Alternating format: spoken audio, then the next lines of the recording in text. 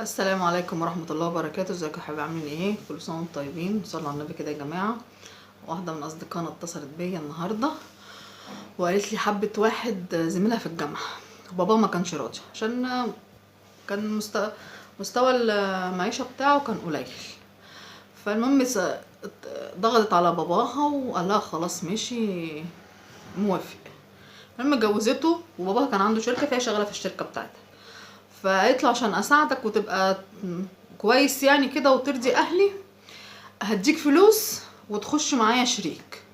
قال لها خلاص، وانا عشان اضمن لك حقك ان انا ارجع لك الفلوس دي تاني عندي حته ارض في حته معينه يعني، ودي ورثتي بس ما تبيعهاش، انا كده كده هديك الفلوس دي. وراحوا عاملين ورق وكده وايه، قالت له خلاص ماشي. وفعلا دخل معاها شريك وربنا كرمه وبقى كويس. فالمهم كان هو اما اتجوزته وعرفت ان هو مريض، فبتقول في ظرف سنه ما